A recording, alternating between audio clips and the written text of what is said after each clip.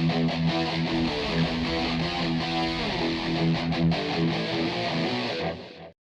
guys, Ronin Reaper here. It's about a very special, very important video. Today is a very special day, well Monday was, because cinemas in Northern Ireland have reopened, finally, and I'm very excited. So today I've booked myself into the cinema and I'm heading out to see Godzilla vs. Kong, which I actually can't wait for. I held off on the streaming release just because I knew it would be coming to cinemas, and I figured I might as well wait, see it the way it was intended. So really looking forward to that. I've been hearing a bunch of good things for it. I hear it's a ton of fun, so I'm really excited to see it in the way the filmmakers intended on the big screen.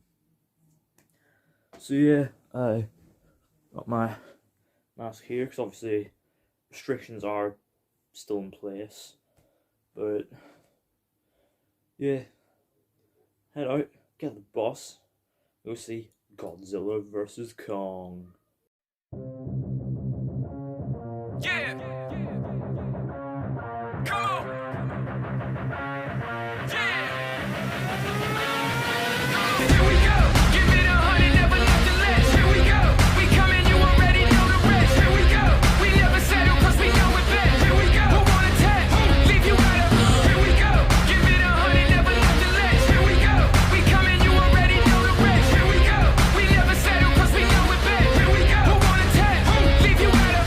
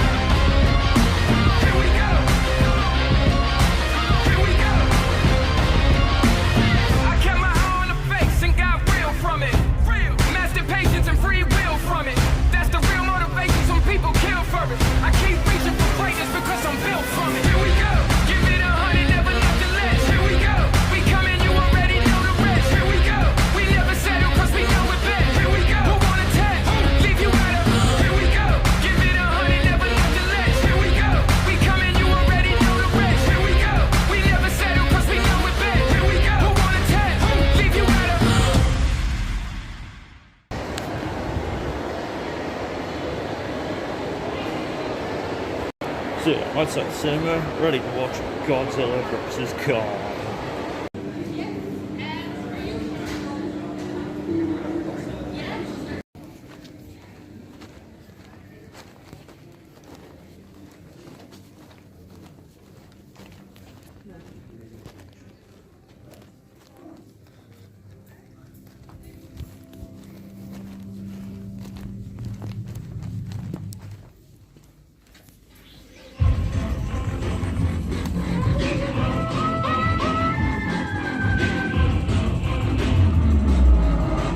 So, I'm back from the cinema after having seen Godzilla vs. Kong, and I gotta say, it felt great being back at the cinema.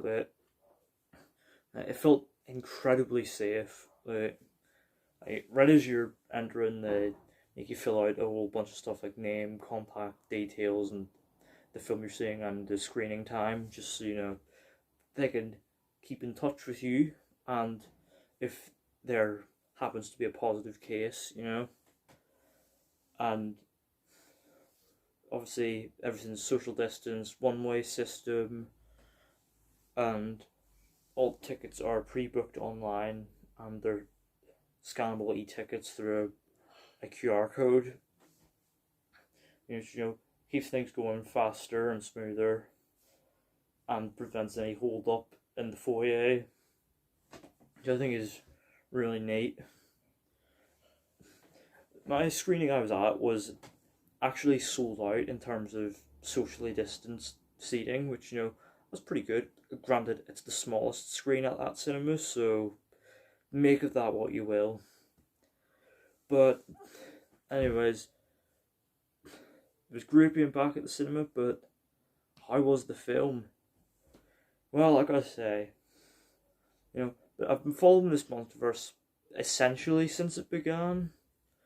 I watched the 2014 film about a year or so after it came out, got the DVD, and really enjoyed it.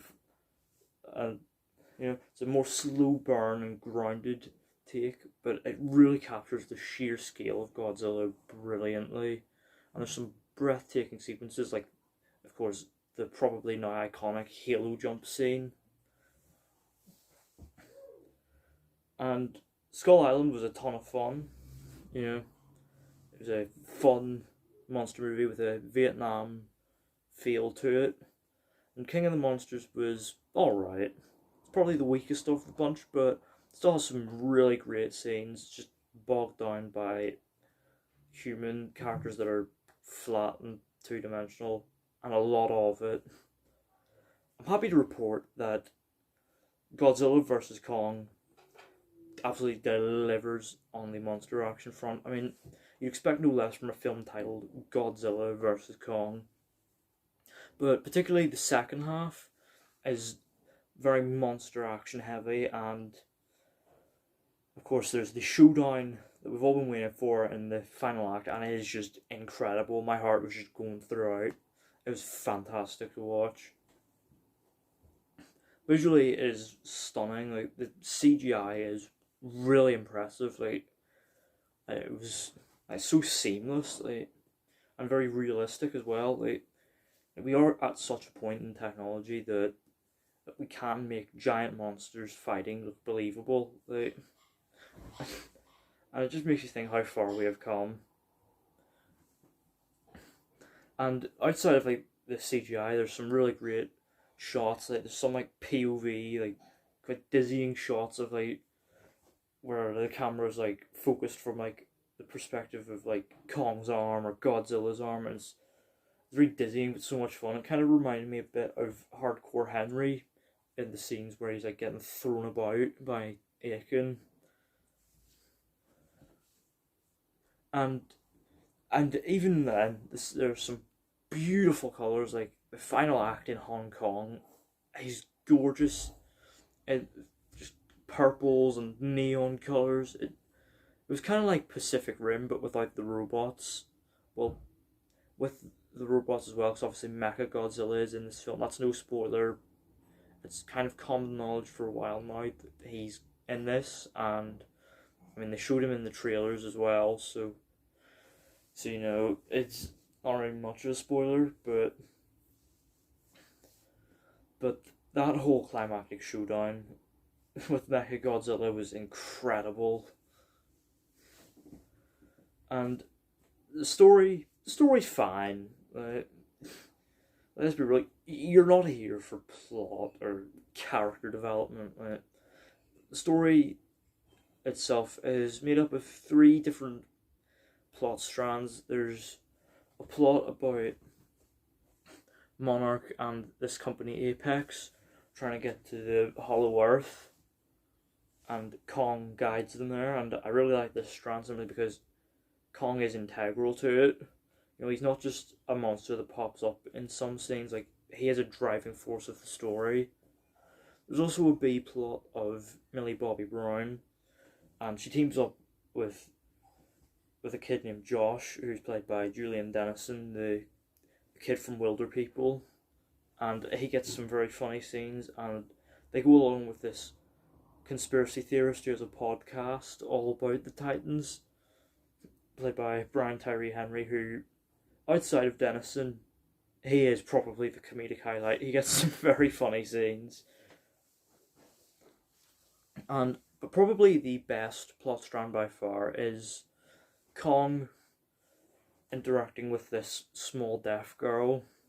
And it's a very emotional kind of plot, and in fact, if they focused the entire film around that, it would be amazing. Like, it was essentially the heart and soul of the story.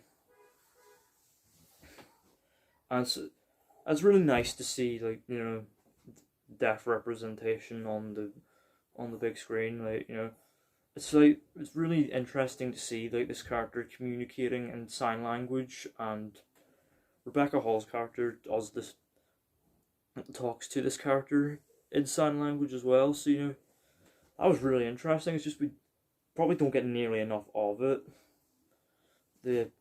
Talking of the human element, it's fine.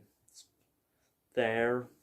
I mean, the characters get essentially the bare minimum development that you'd probably expect in all of these kind of films, but as I said, Brian Terry Henry and Julian Dennison are both very funny, and they are the standouts here.